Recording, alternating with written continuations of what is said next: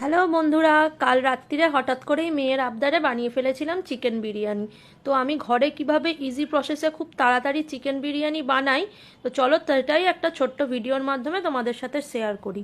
এখানে চিকেনটাকে প্রথমে পেঁয়াজ আদা রসুন দিয়ে আর বিরিয়ানি মশলা দিয়ে কষিয়ে নিয়ে চিকেনটাকে আলাদা করে গ্রেভিটাকে আলাদা করে রেখেছি। আলুগুলোকে জাফরান দিয়ে সেদ্ধ করে নিয়েছি, ওদিকে ভাতটাও রেডি। আর নিয়েছি একটা বাটিতে গোলাপ জল আর মিঠা আতর, আর তার সাথে একটু কেওড়া জল, আর একটা বাটিতে দুধের মধ্যে একটু জাফরান মিশিয়ে দিয়েছি বিরিয়ানিটার কালার আনার জন্য।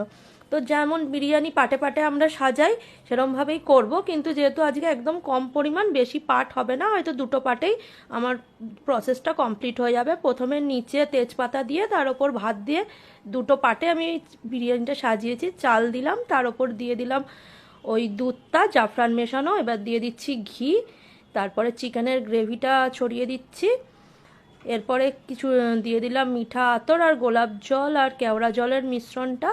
তারপরে আবার বাকি চিকেনগুলোকেও সাজিয়ে দিচ্ছি, আর বাকি যেটুকু ভাত আছে ওপরে দিয়ে বাকি গ্রেভিটুকু আর বাকি যেসব উপকরণগুলো রয়েছে সবগুলো দিয়ে এইবার বসিয়ে দেবো ভেপারে। দেখো, ভেপারে বসিয়ে দিয়েছি। এরকমভাবে ভেপারে হবে 15 মিনিট মতো। যেই দেখবো ধোঁয়া উঠছে বুঝবো বিরিয়ানি রেডি।